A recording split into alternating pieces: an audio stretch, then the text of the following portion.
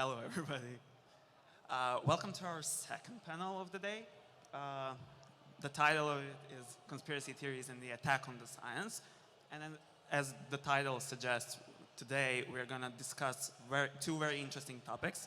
Relation between, actually not relation, but the conspiracy theories on one hand and the science on the other.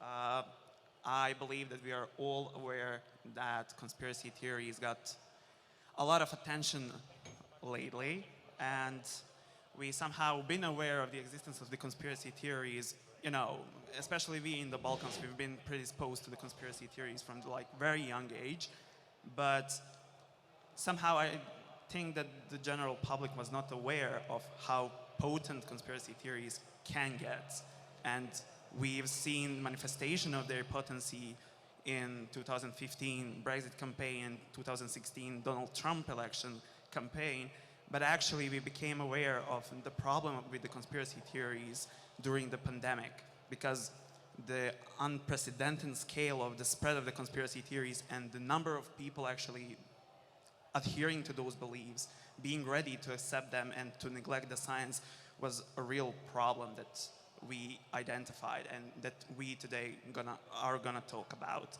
So it's not only that the conspiracy theories are problematic, especially those COVID-related conspiracy theories are problematic for people not being ready to accept the vaccination as the only way currently to prevent the spread of the pandemic, the spread of the disease, and the putting the end to the pandemic. But what was really a process that is underlying the spread of the conspiracy theories was actually the undermining the science. The spread of the conspiracy theories, even in the period before the pandemic, was really problematic from the point of view of neglecting the science. On one side, we have conspiracy theories and people being ready to accept those beliefs, but at the same time neglecting scientific discoveries that should serve as an antidote to conspiracy theories.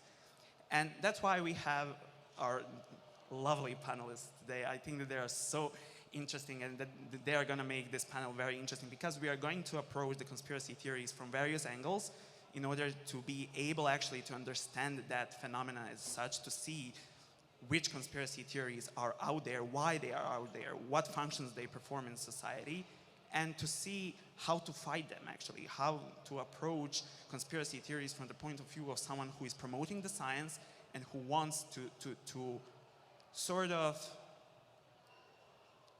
deconstruct those beliefs in a way that the people would be ready to accept the real scientific breakthroughs and the real scientific knowledge that is based on the evidence. So I'm just going to briefly introduce our speakers today. Tijana Cvetićanin from Zašto ne? Since she's going to be actually presenting the fact-checking perspective on the conspiracy theories, because Tijana is someone who's been dealing with the conspiracy theories through various fact-checking projects from over a decade now, right? Even more. Then we have Stipe Odak, who's a person who's coming from Catholic University of Louvain, right? Did I pronounce that correctly? From Belgium. So, person who is involved in research on conspiracy theories from the point of view of social sciences. So he's going to tell us more about conspiracy theories as a phenomenon as such. And Tijana Prodanović from Belgrade, from University of Belgrade, very interesting person, astrophysician and promoter of the science, who's been dealing with the conspiracy theories from the point of view of the main points of this, from the point of view actually of trying to deconstruct those beliefs and to make science closer to the younger generations through TikTok and such. So yeah, that's pretty much it. I believe that this is going to be, I expect the audience actually to get involved as well, because you all heard about conspiracy theories that we are going to be discussing today here. But first, I want to start with Tijana actually. Tijana Cvetićanin from Zašto ne? Recently, Tijana, I, and the group actually of the people, the whole team, conducted a research on conspiracy theories. We wanted to map conspiracy theories that are here in Bosnia particularly, but in Balkans generally, in order to see why not why, but what people believe in and how to somehow, how to find a way for the institutions to, with the recommendations to actually to construct better policies in order to fight belief in conspiracy theories. So I want Tiana actually just to walk us through our research, why we conducted it, how did we conduct it, and what are some of the main conclusions and findings of it. Painfully. So the research was done through like various techniques. The one that's probably most interesting for people is the survey that we did on a representative sample in Bosnia. And we surveyed over 1,000 people, prompting them with numerous claims that convey different conspiracy theories, from those like classics like 9/11 was an inside job, to conspiracy theories that have kind of either started or gained strength during the pandemic. So we really gave them like a broad array of claims about politics, health, technology, all sorts of topics that are usually targeted by conspiracy theories. And we also asked about some of the behavior choices that they made regarding the vaccination, some of the other traits like trust in institutions, or what are their like sources of information, who do they trust as communicator, which public figures do they find believable when it comes to the pandemic. So we really went wide and compared all these things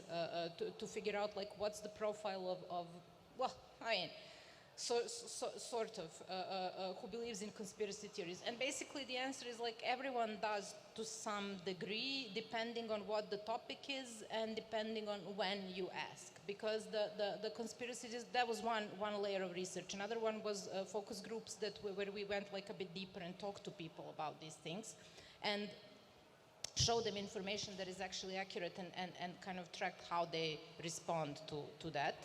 And we also talked to several stakeholders from the institutions that you mentioned, which was not a very hopeful experience, because you don't see these issues recognized as problems within the institutions.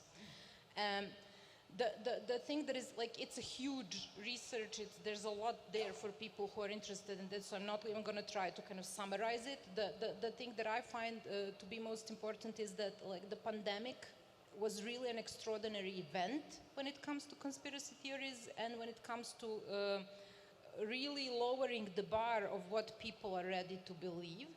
And we saw that there's a very, very high, worryingly, concerningly high percentage of people who believe completely unfounded claims, such as, I don't know, the virus was spread into the population on purpose. This is something where we found, I think, like 3/4 of population agree to some degree with that claim, which tells you that in order to accept that, there had to be a foundation of people already accepting these like broad, like super conspiracies about, you know, powerful groups of people controlling the world events, etc., etc. They had to believe that virtually every health institution, every media establishment on the planet is in on a conspiracy, and they, to a large degree, do believe these things. So, and when you try to kind of probe this in focus groups and see how do they explain these things, they don't really have very well thought out explanations. It's just like it's a credo. It's like a belief that is accepted, and then within that broader belief, you build kind of smaller narratives where you're trying to explain specific things. So this, unfortunately, very much spills into this belief in science and medicine about vaccination. Not just about COVID, but in general, like the skepticism or refusal of vaccination is on the rise in the past 10 years in the Balkans. And this is, I think it's similar in a way, like we had these like anti-vaccination movements that have laid the foundations for what we experienced in the past 2 years. Because the stories about vaccines giving people, children, autism, or vaccines causing neural brain damage or whatever they were, you know, it was usually about MMR vaccine and some like fantasies about heavy metal poisonings or autism or even parasites or I don't know, polio vaccine or HPV vaccine getting little girls killed and stuff like that. So these stories have been going around for years, and they've definitely touched the imagination of people, and I think that's why it was so easy for them to get really scared of this new vaccine, because vaccines as such have become like a scary thing for a lot of people. And the fact that the vaccine was created so quickly was, instead of kind of cherished and appreciated, was seen as another signal that it's scary, it's a threat, it's a danger. So this is on one side like the legacy of conspiracy theories that we have in the region. On the other side, we had institutions that were very not up to the task of communicating about the pandemic with the publics, not just here, but like broader.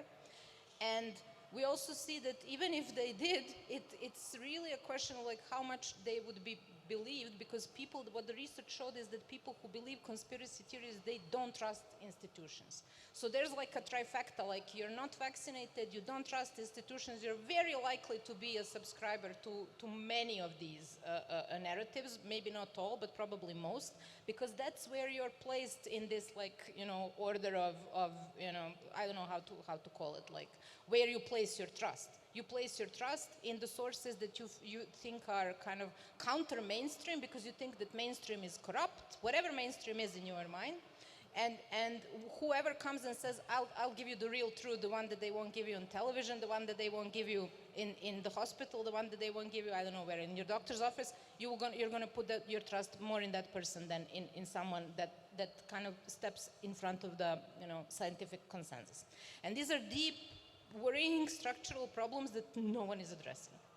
So that's why we did it, basically. We wanted to see what it really is like. From our perspective, someone who does fact-checking, the world looks very conspiracy-ish, because this is something that we see every day. And our thinking was like, maybe we have a bias, because this is the material that always comes to us. Like, we probably read more of these insane stories than actual news, because this is something that's always like, that's the job. And then we wanted to see like, what is it really? Is it really, are these comments of people who think that we should be hung in the street because we're a part of a conspiracy to depopulate the earth? Are these people really like that much, represented in the population, or are just they being loud online? And it's super hard to measure, of course, because there's no scale that will tell you, so this is like a person that's going to leave an angry comment on Facebook.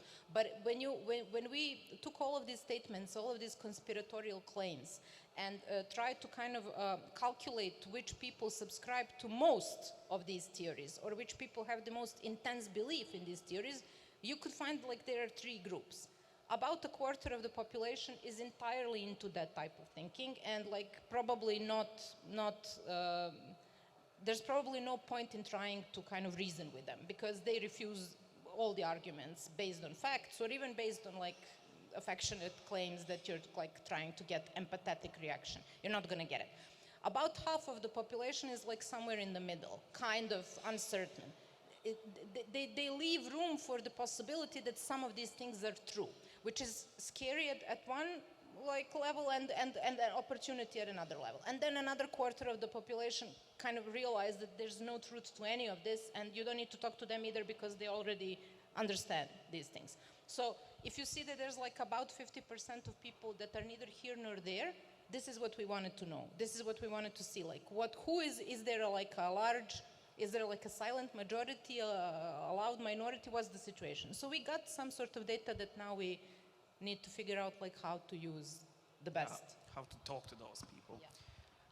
You made a great point about the foundation of the conspiracy theories, that the people coming to believe the conspiracy theories, they find that, so they actually go back to the pattern that they had somehow in their head, and they were easier to subscribe to new conspiracies that are coming. So I will go to Stipe to discuss on actually the roots of the conspiracy theories. We need to understand why they are out there, what functions they actually perform, because they perform multiple functions, and they can be, in the studies of the conspiracy theories, they can be approached from the various angles and from the various studies of fields of the studies.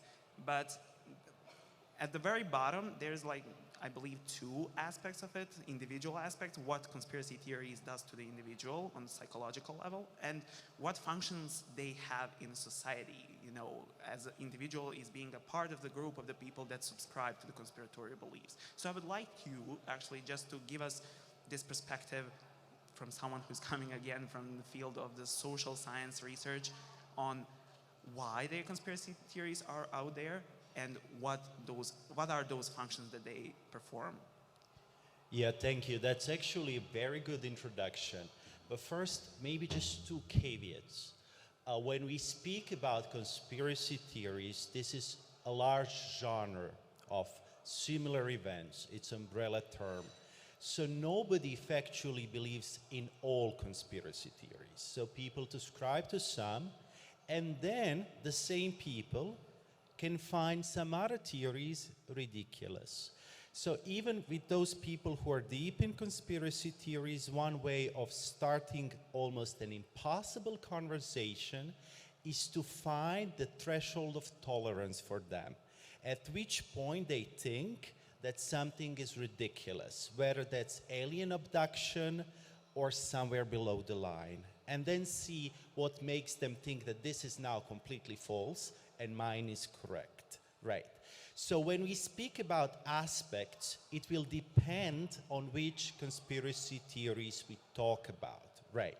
So we know specifically, for instance, that alien abduction is very much linked to schizotypal personality, which then doesn't work for some other theories. So now when I will mention factors, this will be rather general overview. So I would like to keep this first aspect in mind. Second aspect is what I call epistemic adherence. And people believe or adhere to theories I define it in three different ways. One is cynical, second one is credo adherence, and third one is heuristic. So let me explain it. So we do have some number of conspiracy theories which seem to be purely cynical. So that's related to this trolling phenomenon on the internet. So people would make conspiracy theories just for fun or provoke someone. This doesn't mean that followers of these stories would then be equally cynical. They can now find them entirely convincing. I'm just speaking about the way that on the individual level, how we can imagine it. Also bear in mind that a lot of state propaganda, which involves conspiracy theories, is a cynical theory. They do not believe that the enemy is similar to rats, right? But it serves the purpose. So one is cynical. Second one is what Tiana already mentioned, is credo adherence. So they believe it truly. This really reflects their inner conviction. And third one is heuristic. What does it mean? It means, oh, there is something there, but I'm not sure. It serves some form of purpose. The similar, when there's a smoke, there must be fire. So I heard it somewhere, but now, And how you can probe into this, for instance, if you ask people, to what degree are you certain that there is intelligent life in the universe? So 5–10% of people will say, yeah, there is an intelligent life in the universe somewhere. Then you ask them, how certain are you that the American government covered the spaceship crash in Roswell, New Mexico, and then this rises to 20? Well, mind that existence of alien life is precondition for alien ship crash. However, when you ask them this, the second one really reflects something that they heard once, and when you remind them of this, it suddenly triggers something. So this is more heuristic. So this is really a caveat, which I really needed to mention, because there's a lot of confusion regarding this. So now when it comes to factors, we know about, as you said, structural factors and individual factors. And when we speak about purpose, again, I divide it in 3 or 4 subtypes. One is epistemic purpose. So necessity to know.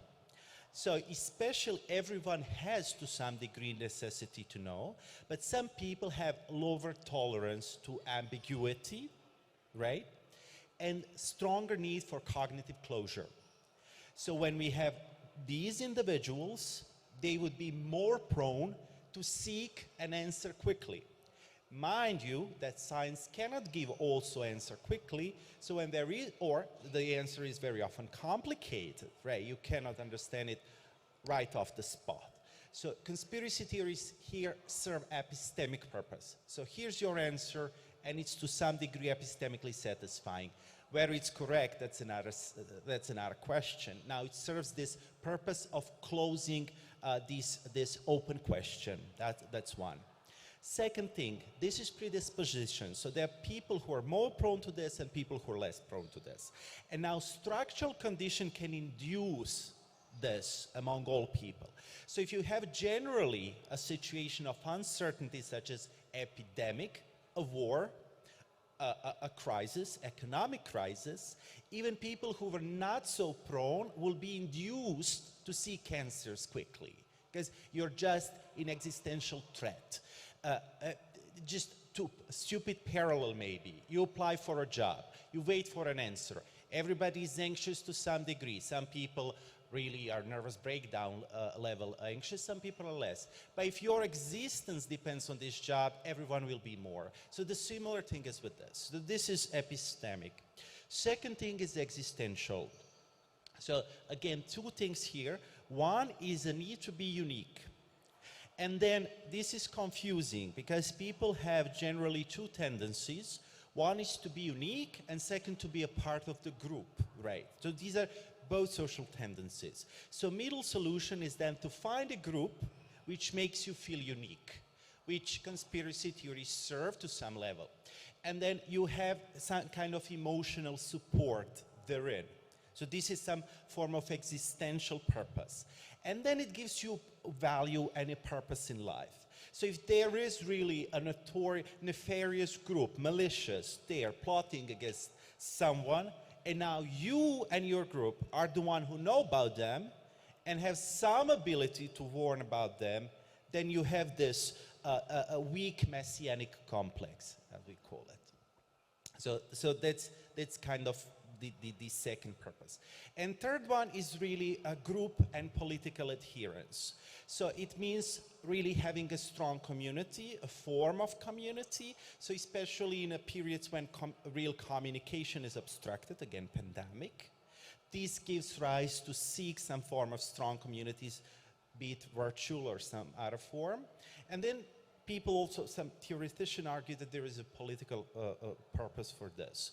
That some of the most valuable things in human societies are more prone to conspiracy theories. So this would be family, health, freedom.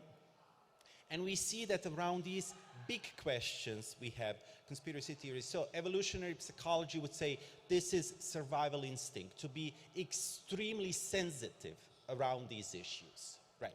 So just to wrap up, there would be structural factors which induce anxiety and loss of control. So if you have a situation where you feel disempowered, that you cannot change something, you need quick answers, you seek them.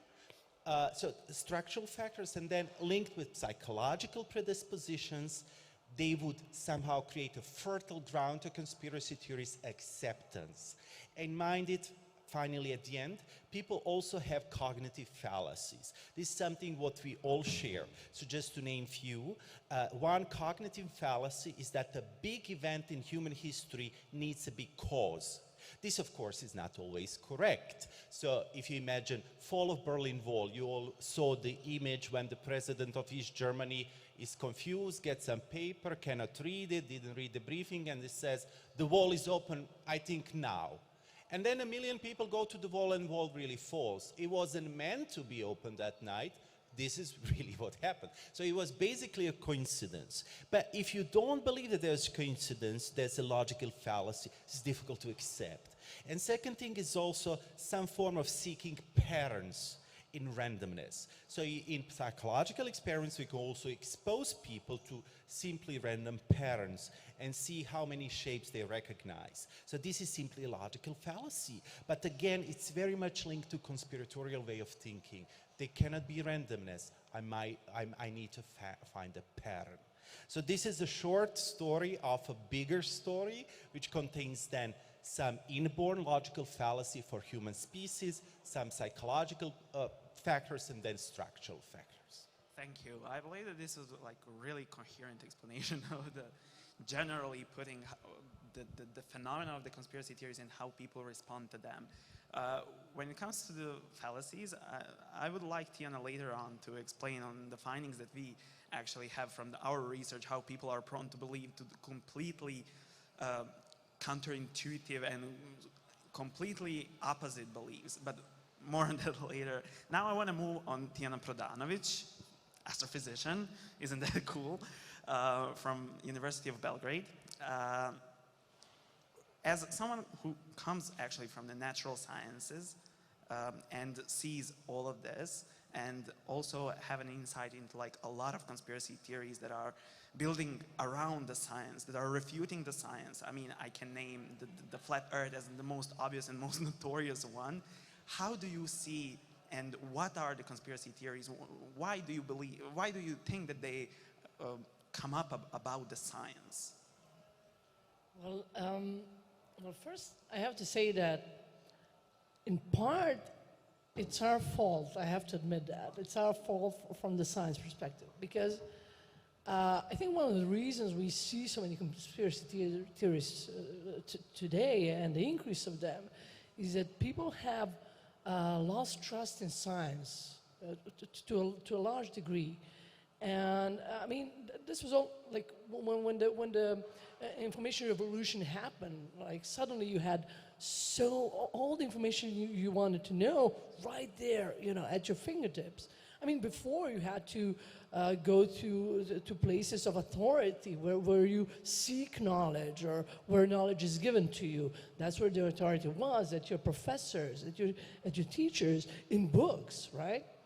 And suddenly with the internet, like it's a blessing that suddenly we could find whatever we wanted to know. We didn't have to necessarily go to schools, but we could just find those informations online, right? So sort of that sort of authority was given to scientists and to teachers before, but now, okay, now there's this digital space. Now everyone can learn on their own what they wanted to learn. And if you couple that with, you know, I mean, there were some issues with science, I mean, in the past with scientists overstating or messing with, for instance, some data with climate changes. That was a big scandal. And that was the big deal. I mean, that was the big conspiracy back in the day before pandemic and before everything. We all worried about the climate changes, whether that's a fake or it's real. Now we have other issues, but that's sort of where it started, and then information revolution. And the third problem that came from science that helped the rise of these conspiracy theories was the fact that, granted, I mean, scientists are not very good at explaining stuff, and are, you know, not good at explaining stuff, and often they're, you know, it's elitist sort of stand. It's they're on their high horses and talking down to people often. I mean, that is not so much true in the Western countries, but that is really true here in this sort of spaces. And they also have a very important job to do research, actually. Yes, exactly. Yeah, we teach, we do research, but we fail in terms of how we talk to general public and how we talk to that science, even in school and universities. And that is something that I've been actually, like, my fight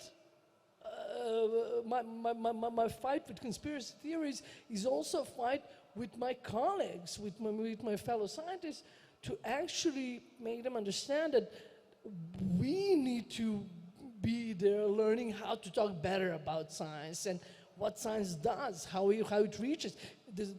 some conclusions. It's not that we're just sitting there bored out of our minds and like, oh, let's think of this theory. I mean, there's this whole process, and we are not very good at explaining that process to the general public. And that's why I think science communication is something that is really important. And I think, if anything, this pandemic has taught us is how important actual good science communication is. And that is something that we expect future scientists to know, and we don't teach them. You know, we should have classes to teach future scientists how to actually communicate science, and that's what I'm trying to do with my students and colleagues. So you have all these conspiracy theorists out there talking about their theories, writing articles, making podcasts, putting out videos on YouTube, whatnot. And what do scientists do, right? We don't have a proper response. We think, oh, that's beneath us. You know, that's stupid. I don't want to waste my time talking about that. Like, I have important stuff to do. I have to do my science. But actually, I think this is now an important part of our jobs, that we need to talk about science, because I think that's sort of a mess that we've created in part by ourselves, right? We are partially responsible with that. So I don't see conspiracy theories attacking science. I think they are just response to, scientists not doing fully their role in the changing society with all these informations readily available, because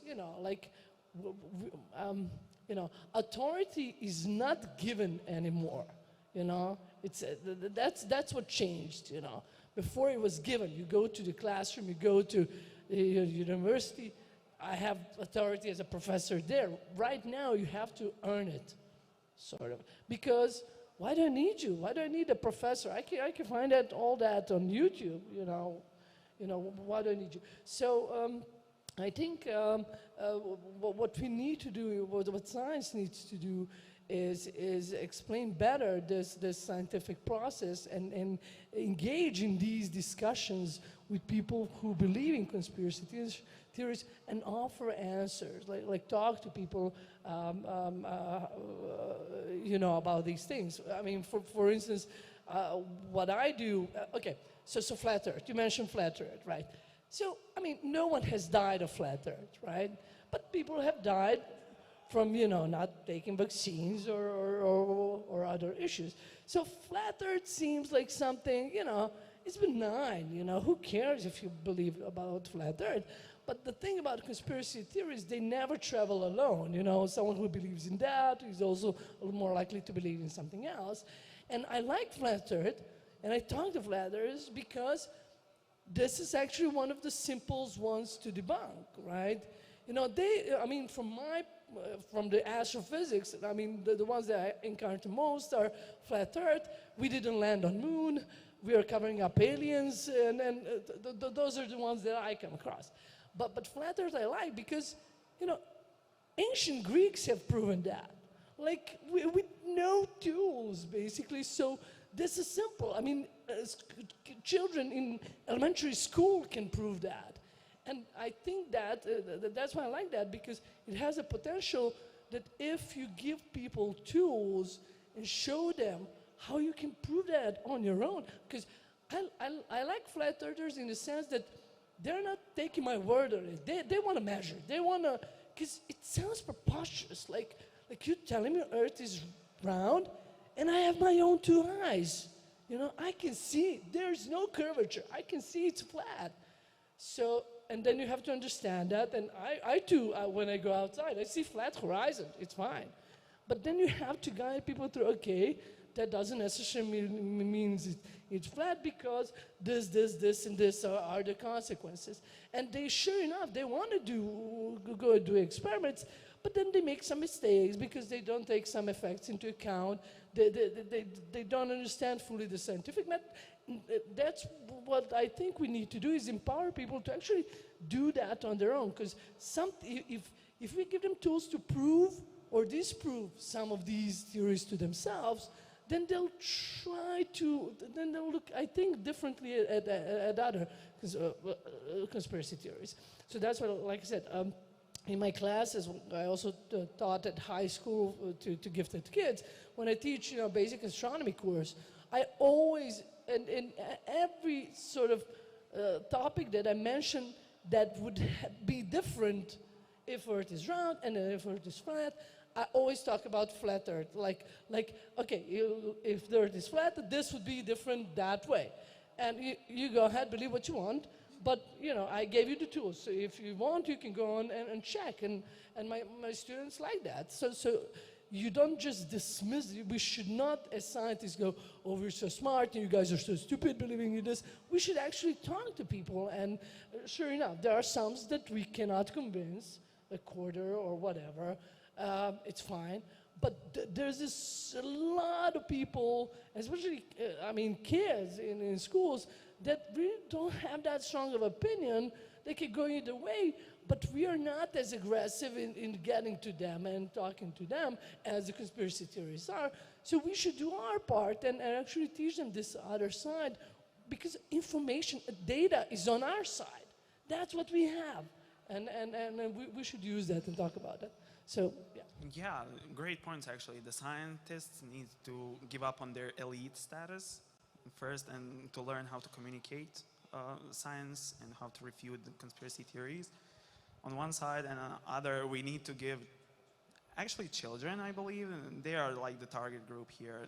They need to actually should be given the instruments to prove themselves that something is actually not possible, Earth to be flat.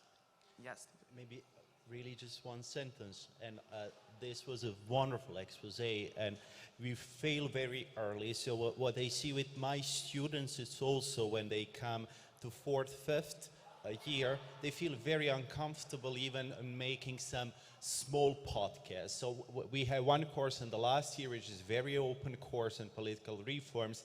And I always give them a part of this assignment to make either podcast or video explaining the process of political reform. First, it makes them uncomfortable. Oh, this is so complex, cannot tell it in 3 minutes. Well, try. So it's really, this is super important. But another thing, as a side comment, we shouldn't forget that there are some forms of conspiracy theories which are a little bit prone to falsification. So flat Earth is this. So you would say tides, position of a sun, why there is some parts of the Earth in shade.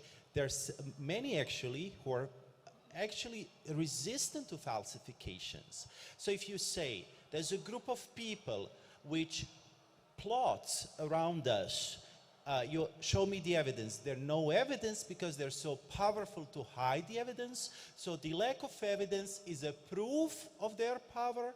So this is completely different form of conspiracy theories. And in these ways, you see, which is unfortunately majority of conspiracy theories, giving evidence really cannot do much because simply by definition, the evidence does not exist. So this is why a communication really needs to be adapted to the form of conspiracy theory. You know? Just kind of said what I wanted to say. No, this is, I think it attaches to another important point that you made. Like, conspiracy theories in my mind are like the opposite of the scientific method. Like, whatever is true for the scientific method is usually not true for them. And the principle of something being, falsifiable is often the main thing for like, that type of thinking. Like, where whatever argument you present, they're just going to replace it with a different one. So the idea is you have like a mold and you're going to fit your belief in that mold. It's not to find if something is true, it's to prove that your initial belief was right. And we saw this repeatedly over and over, like with different, especially those related to the pandemic. So this thing, like this idea of like Russell's teapot, like if I say that there's a teapot orbiting the Earth, and if you want to kind of prove me wrong, that the burden of proof is on you and not on me, That's the way of thinking. That's the issue. Like, how do you know that this is not true? So the idea is like, yeah, if you make an outrageous claim, you should offer evidence to back it up. It's not on me to offer evidence that it's not there. And this is something that often puts us as fact checkers in a really tough spot, because some of these things you cannot prove either true or false.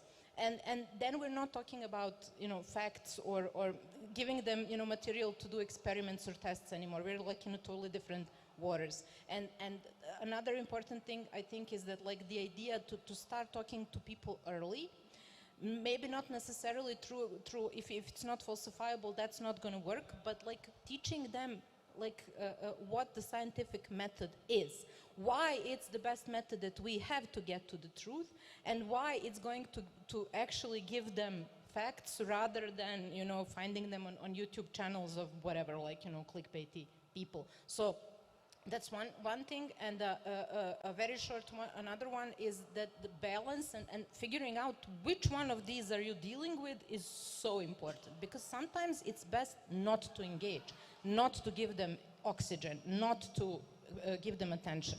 A lot of this is, as you said, cynically produced just to kind of gain, I know it's very like banal. It's just like to get clicks, to get money from, someone clicking on your, Yeah, Brazil Not Real is a cool, yeah, if we have time we could go through it. The thing is like, to distinguish between like, people need to learn where they should stop and spend some time and which things they should just skip. Because if you spend some time on debunking something and you engage, we saw a person, for example, engaging with one of the prominent conspiracy theorists. He's on every one of his channels leaving comments, spending a lot of time unnecessarily in his life trying to debunk something that like no one pays attention to.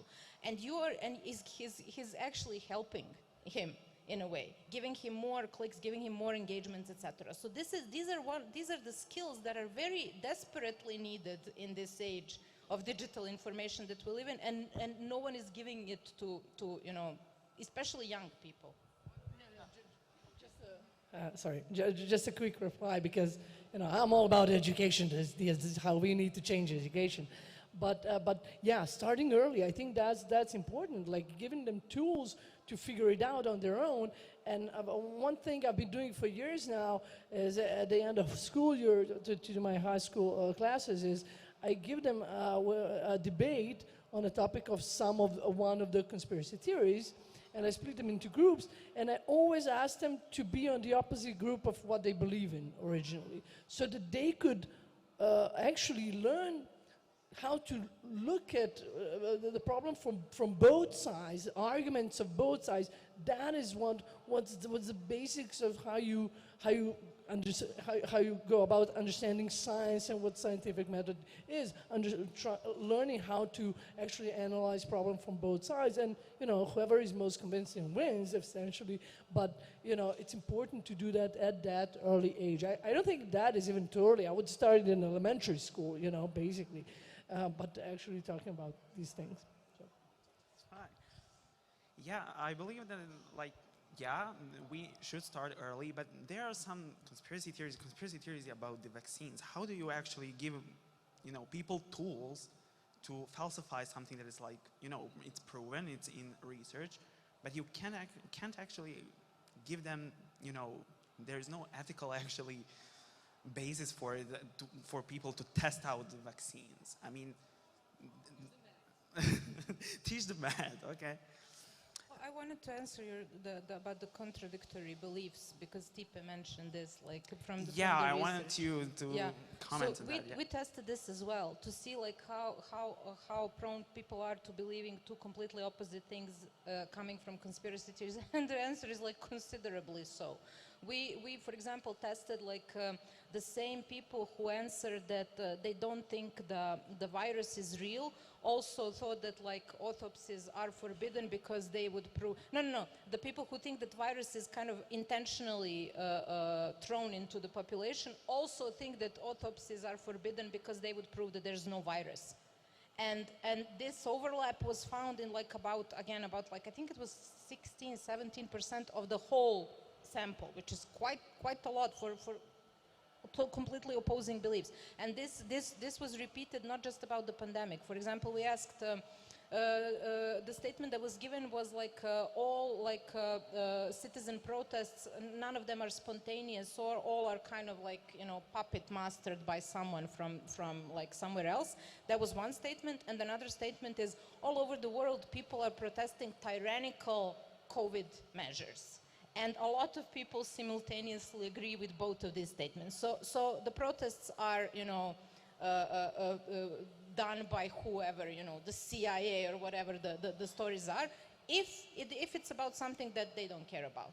But these that they agree with, these are authentic, genuine protests. So there's a lot of that. Like there's a lot of completely irreconcilable beliefs in you know, circulation. When you already have the mic, can you actually just give us a perspective, because this is like 10th anniversary. They were also late, I don't care. Okay. Can you actually just point out some of the conspiracy theories that you have seen coming again, you know, some of them dying? What are the trends in conspiratorial beliefs here in the Balkans? Which are the most prominent ones? Or the past decade? The kind of comeback? Yeah, comeback, and some of them being popular, let's say 10 years ago, and now they're not out there at all. Well, the one that I had like a personal interesting experience with was like Morgellons, because I literally woke up one day. Yeah, you didn't hear about? Oh, this is gonna be fun for you. During the pandemic, like during the lockdown, I was just like, one day I was like, no one mentioned Morgellons. Like they returned to chemtrails, they returned to like a New World Order, they returned to a lot of these things, but Morgellons no. So Morgellons is something that is like a skin condition where you have like a protruding fibers coming out of your skin. And there's like a whole debate if it's a real disease or not. And you're gonna read about like opposing opinions about that in very serious magazines. So like if it's like like the most probable hypothesis is that it's something called like delusional parasitosis, that people think that they have parasites crawling under their skin, and then they kind of scratch it and do a lot of damage. So literally the next day, a lovely case of precognition, people started showing like recordings of like with microscopes of masks that were worn to protect, and claiming that they found parasites and that they found those Morgellons, which are in some versions alien origin synthetical parasites that were inserted into masks, and then it's like went further, like diapers, I don't know, handkerchief, like the tissues and stuff like that. So that one made a comeback. I think Morgellons, Jelena, you would probably know, was like 2009, 10, something like that. That's when it was kind of popular on the internet. So that one made a comeback. Chemtrails were kind of, they never left, but they made a huge, you know, re-entrance during the pandemic when people started connecting the imagined, you know, chemtrails with the actual symptoms of the virus. That came back as well.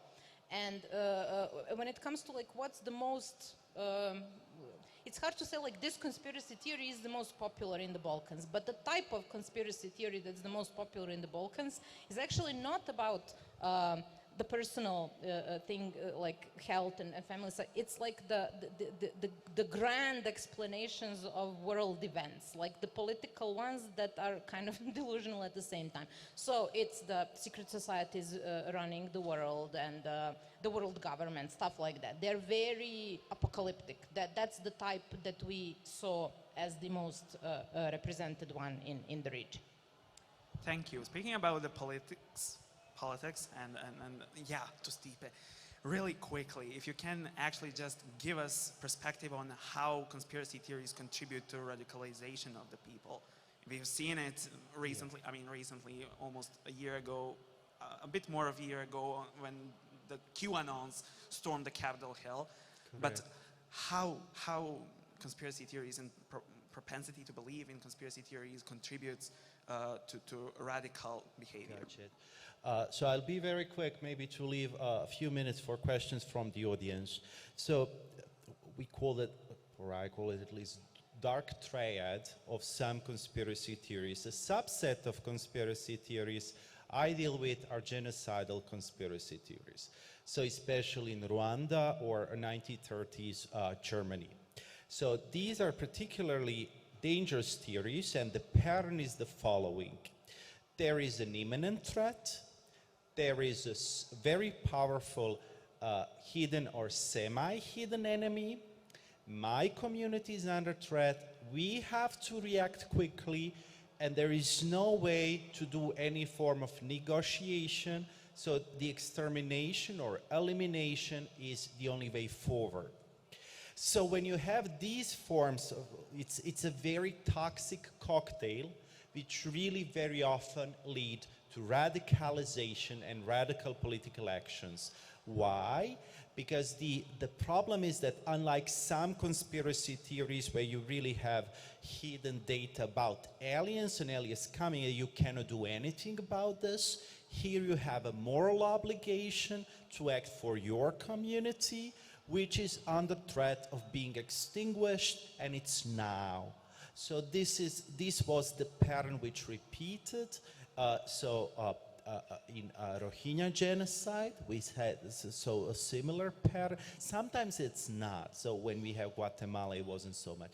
But we see the mass crimes are very often preceded with this.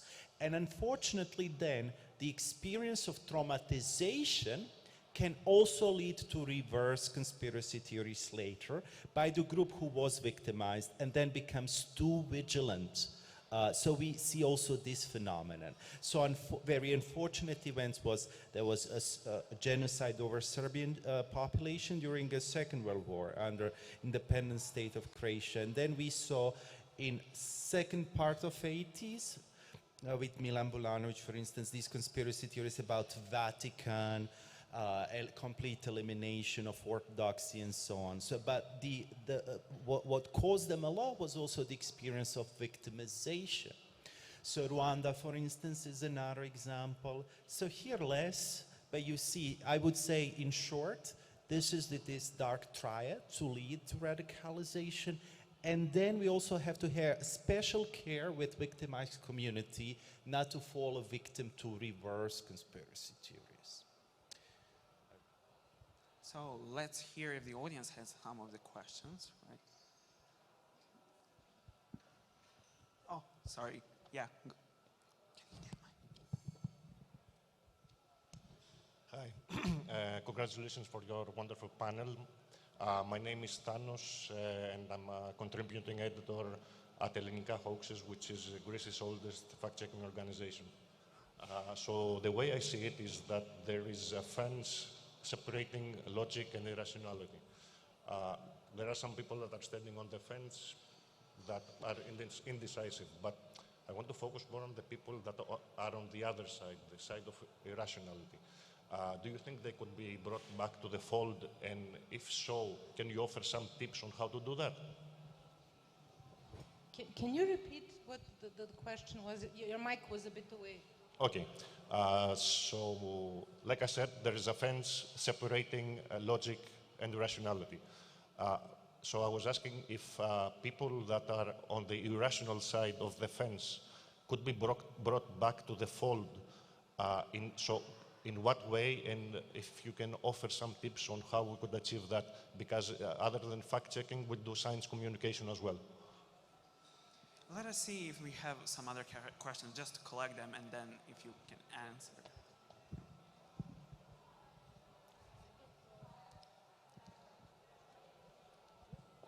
Hi, everyone.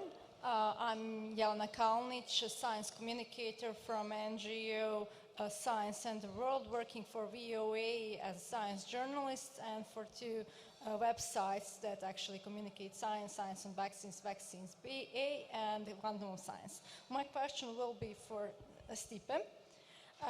It's very, I will talk more about radicalism and extremism connected and build up on the conspiracy theories. What we see here are some movements, pretty radical ones. We see there was a teacher in Croatia called Bernard Dejuk who made a whole website calling for a lynch of science journalists, politicians. We have Marko Franciskovic, who is right now he's in prison for terrorism on Facebook and his Telegram groups. And actually he has the symbol, he's talking about some Banovina horrors, and he has a symbol of Croatian heraldics with first white, and you know what that means, and the other symbol is Zulfikar's sword, which is insane. And other thing, they're also all for new, against new world order kind of a thing, anti-globalism. And the other flow I can see is in Serbia. Serbia right far here in Croatia is also far right and very people who are very, you know, into these matters of family, like Vigilare movement and things like that. And in Serbia we see anti-globalists who are inspired with Dragoš Kalajić, who was one of the persons who in Rome, in the group of Nouvelle Droite, very connected to this French new right wing, and his philosophy was anti-globalistic since the 80s, and we see, right now we see the influence of his thinking, and thinking people who are similar to him, and one part of that group is also Alexander Dugin, who is right now, So we see this connection between far-right extremism and conspiracy theories. I would like to hear more about that. There was one more question in the back.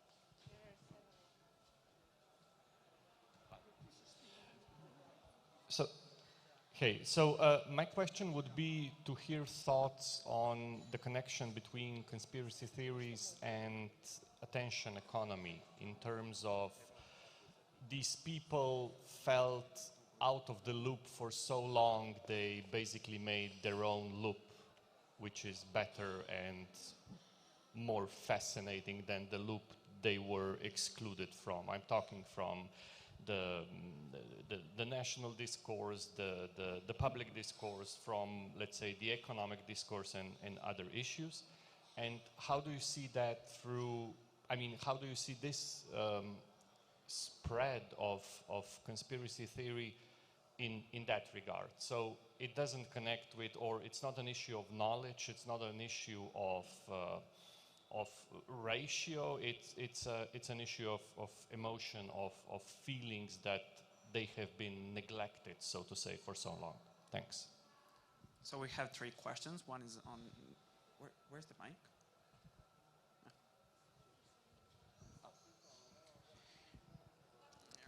Really quick, please.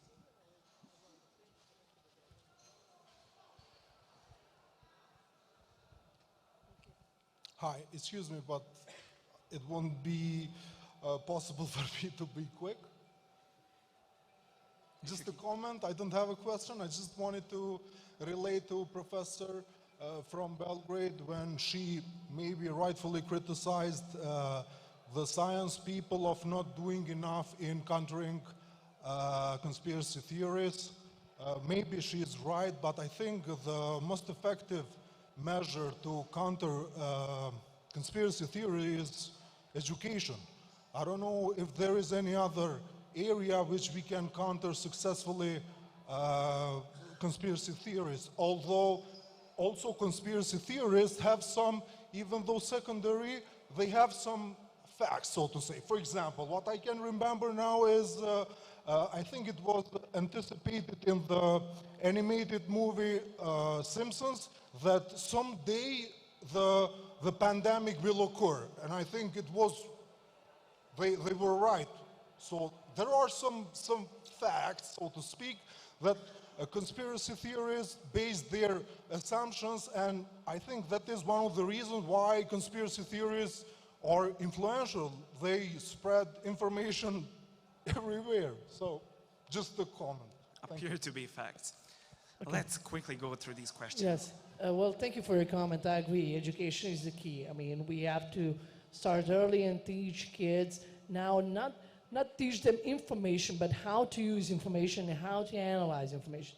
So, to first question, can they be brought back to the light side from the dark side?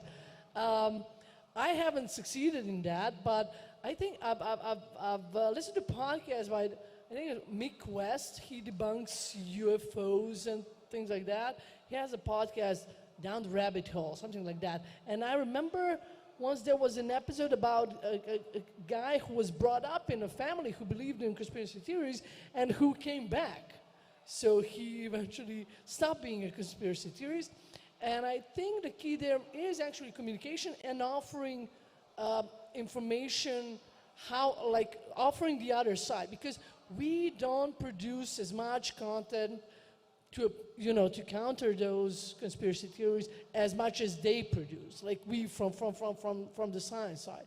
So we have to offer people resources, but not being dismissive and not being aggressive, but actually fostering some sort of dialogue. And I think it was a great point that you made, like the first step would be finding that line. I never occurred to me, but that's so true, because everyone has some line, and you start from there and understand that people have their own fears, and just give them and ask them to analyze the different side as well. You analyze their side and form a dialogue. But that's one case where I heard that people were brought back.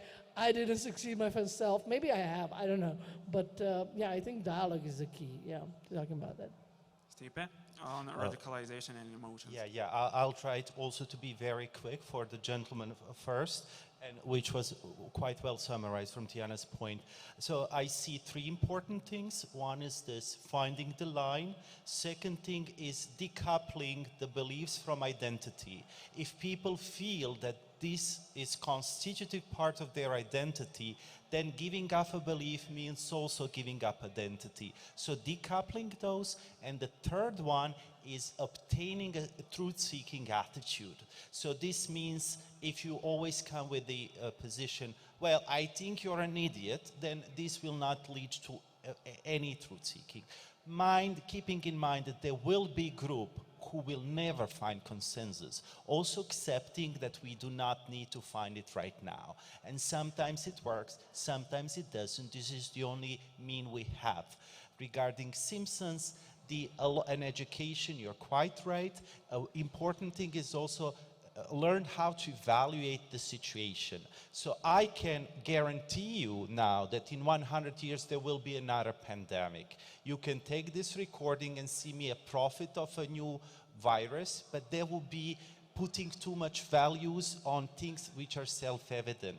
So if something appears in Simpson, yeah, that is factually happened, but what's the value of that fact would be then the processing it in a critical way. Regarding radicalism, absolutely right. So the research, every research that we now have shows the belief to have quadratic function. So what does it mean? The curve is something like this. So the extreme left and extreme right are the most prone to conspiracy theories, where the belief falls rather rapidly towards the middle. So absolutely correct. Those groups are usually also connected with right-wing authoritarianism, which means this family tradition, rigid thinking, and also dogmatism, meaning very coherent beliefs around small number of thoughts. And loop economy, the feeling of exclusion and feeling talked down would lead to this, and this is why, I accept my blame, I don't do much YouTube from time to time, but this is why science popularization is such an important thing. I don't know if I have time. We don't No. have time. But just very quickly, I think that it's important also to view generally this as a dogma that people can use some help getting out of. It's a similar process in my mind, this process of de-radicalization, of getting people out of extremist groups or cults or type of identity groups like that. Because there have been stories which are very valuable, and I totally, like Thanos, feel your pain when you ask questions like that, because you constantly put facts out there and see no effect to that. But people who, for example, left QAnon conspiracy. And I think of that as like leaving a cult, because that's what it boils down to. There's usually like a similar process involved. They started being alienated from their family, from their close friends. They realized that like they're increasingly, not being understood by their environment. They started feeling a lot of these like negative consequences of subscribing to this extremist theory. And then some crack appeared in their belief system. Something suddenly didn't sound right anymore, because there's all sorts of logical fallacies in these like super conspiracies. But if you're prone to accept them, you're going to do your best to kind of put in motion every kind of cognitive dissonance just to justify believing in it. But then something cracks, and then the person sees, this is not right. And that's where, if you have support and if you have someone that you can turn to at this point, you can go through that crack and leave that very dark place. So, and this is also very important for the marginalized groups who have been victims of oppression, who have been victims of actual conspiracies. There's this like Tuskegee experiment, a very famous example of an actual conspiracy done by actual institutions in the States against black people, who have been intentionally left to die of syphilis for years. It wasn't like a one-time event. And then if you have a community that's been hurt by something like that, when it becomes familiar, that takes a lot of time and effort to heal. And the best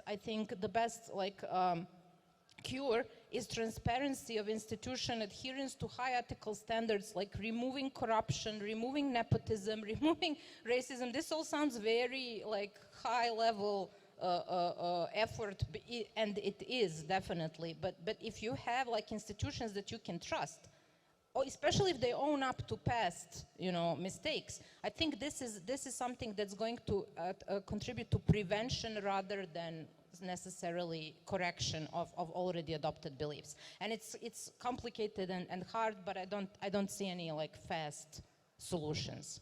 Unfortunately, yeah. We are way beyond the schedule. Unfortunately, this was like very interesting discussion. Thank you all for participating. Thank audience for listening to us. We need to give a floor for our next panel, and yeah, welcome.